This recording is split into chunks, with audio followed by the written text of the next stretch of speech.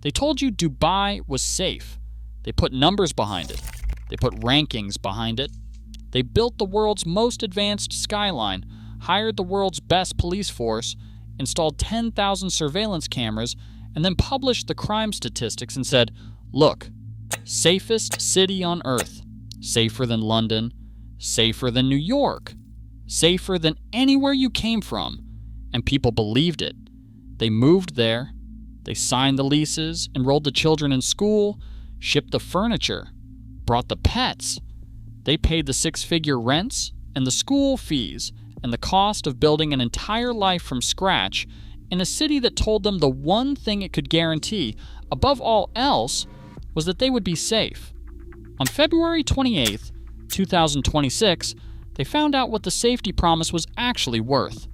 Iranian missiles crossed into UAE airspace. Intercepts lit the sky above Dubai. Debris struck the Fairmont Hotel and set it on fire. Smoke rose near the Burj Khalifa. Dubai International Airport was struck and evacuated. And the 4 million people living in the world's safest city had nowhere designed for that moment. No public shelters, no civil defense network, no warning system. Some of them spent the night in underground parking garages. A private jet out of the city cost $250,000. A taxi to the Oman border was $800. This is not a story about one night. This is a story about what was being sold, what was never delivered, and how a city of 4 million people was built in a way that made that night not a surprise, but an inevitability. In this investigation, we are going to expose 3 things Dubai never told you. How it sold a safety record while sitting in one of the world's most volatile regions. How its infrastructure cannot survive the crisis it was always at risk of facing. And how the legal architecture governing those 4 million residents was specifically designed to ensure that when the danger arrived, they were entirely on their own. The first crime starts with a number, 0. As in 0 public bomb shelters in a city of 4 million people. For 2 decades, Dubai's crime statistics were real. That is the most important thing to understand before we go any further, because the crime is not that the statistics were fabricated. The crime is that they were measuring the wrong thing. Dubai's crime rates for street violence, robbery, and assault are among the lowest of any major global city. That is documented. That is genuine. The UAE has strict laws, consistent enforcement, a surveillance infrastructure that makes the city feel watched and ordered in a way that Western cities simply do not. If you were afraid of being mugged walking back from dinner, Dubai was, and still is, genuinely safer than almost anywhere else you might live. But there are 2 kinds of safety. There is the kind that protects you from the person on the street, and there is the kind that protects you from what crosses the border. Dubai sold you the first and decided the region's volatility was not part of the product being sold. In January 2022, Houthi forces launched drone and missile strikes on Abu Dhabi. Oil tankers near the Adiyanak fuel depot were hit. 3 people were killed. A second wave of attacks was intercepted days later. This was the first time in decades that UAE territory had been struck by hostile fire. Dubai, 40 minutes up the coast, did not change its marketing. The tourism campaigns kept running. The safety rankings kept being published. The expat influx continued to accelerate. 223,000 new residents arrived in the following year alone. No warning system was installed. No shelter network was built. No public emergency protocol was established. The 2022 strikes were treated as an anomaly. And to be fair, the Houthi conflict, the US and Iran tensions, the regional volatility that experts had been documenting for a decade, none of it had previously struck the UAE directly, but it had tried, and the response to that near miss was silence.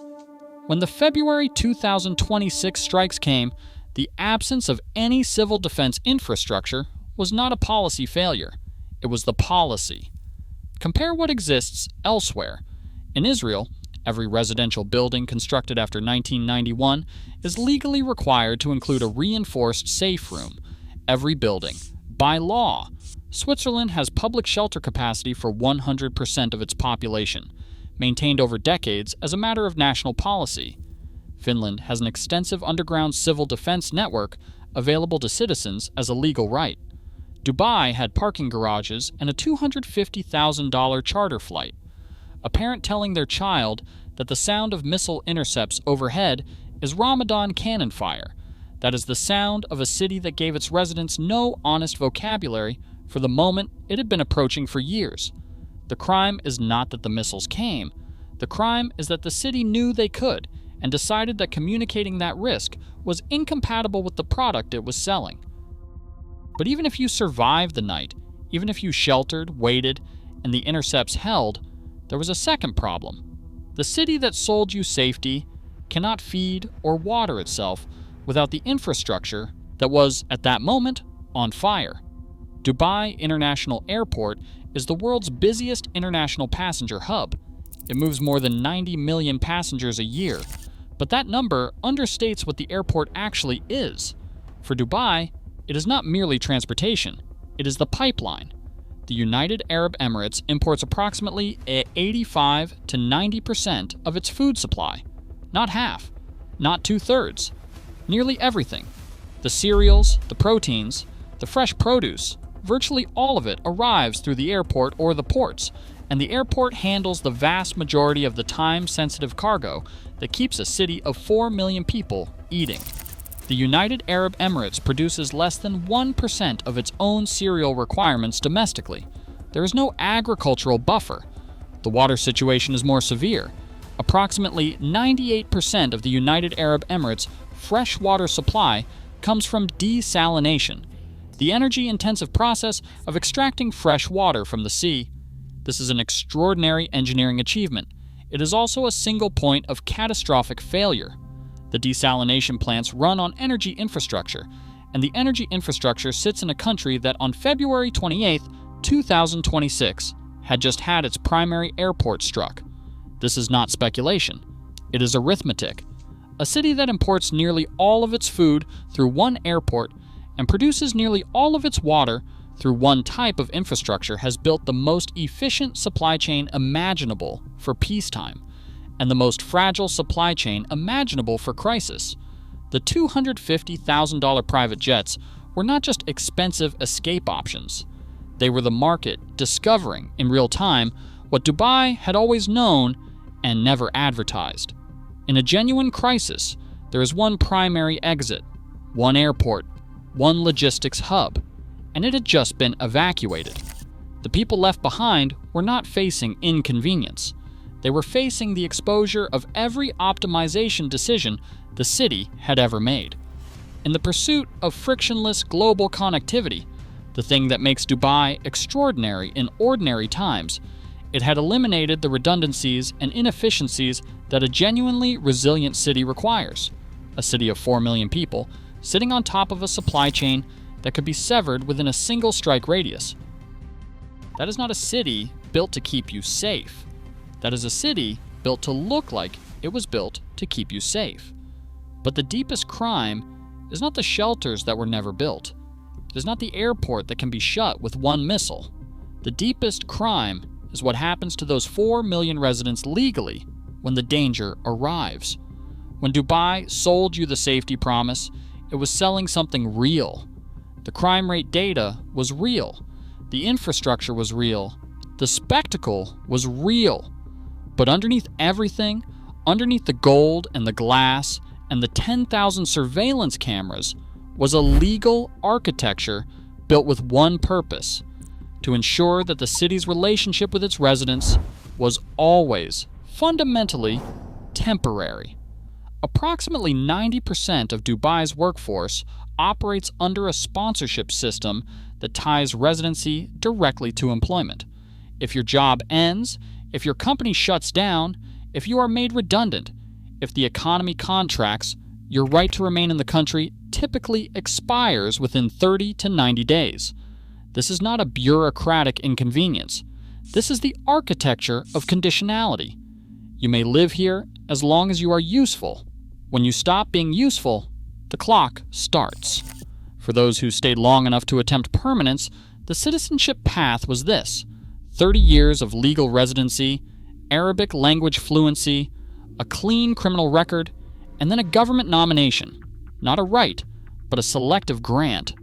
The Golden Visa, introduced in 2021, offers 10 years of residency for investors and skilled professionals. It is not citizenship. It is a longer version of the same arrangement. In 2020, Dubai's population fell 8.4%, the steepest drop in the Gulf during the COVID pandemic. Tens of thousands of workers lost their employment. When the employment ended, the legal right to remain ended with it. There was no social safety net because the safety net had always been the job. Within 2 years, the population recovered. The demand rebuilt. Dubai's resilience is genuine, but demand recovery and legal security are two entirely different things. The abandoned dogs were the most visible signal of the legal architecture's logic, not because the people who left them were uniquely irresponsible, but because they were acting rationally within the system that had been built for them. They were temporary. They always were. The crisis made the temporariness undeniable. The dogs were a lifestyle accessory in a city that had always been, for its residents, a lifestyle arrangement. When the arrangement became dangerous, it ended. The design performed exactly as intended. A city of 4 million people, 89% of whom hold no citizenship, no permanent legal stake, no political representation, and no right to remain beyond their employment contract, did not fail its residents in February 2026. It performed as designed. They just never put the design in the brochure. So here's what you do with this information. If you're in Dubai, or considering Dubai, or rebuilding your life in Dubai right now, the city will come back. It always does. The spectacle works. The connectivity is unmatched. The crime rates are genuinely low. None of that changed. What changed is that you now have accurate information about what was being sold and what was not. You know that the safety promise applies to street crime and does not apply to geopolitical risk. You know that your residency is contingent on your employment. You know that the food supply runs through a single airport and the water comes from infrastructure that can be struck. You know that the 30-year citizenship requirement was not an administrative formality. It was the price tag on the permanence the city decided you did not need. Go in knowing that. Build your Dubai chapter with eyes open. Maintain your ties to wherever you are from. Keep your documentation current. Do not let the spectacle convince you that the safety sold to you at the beginning of the arrangement is the safety you will have at the end of it. They built the world's most impressive city. They marketed the world's safest environment. And when the difference between those two things became impossible to ignore, the price of finding out was $250,000, if you could pay it. Most people could not. If you were in Dubai when the missiles came, if you stayed, if you left, if you were the person in the parking garage, or the person who found a dog tied to a lamppost, I want to hear what the safety promise felt like before, and what it feels like now. Tell me in the comments. And if understanding what cities actually owe the people who build their lives inside them matters to you, subscribe. Because Dubai is not the last city selling a promise it cannot keep.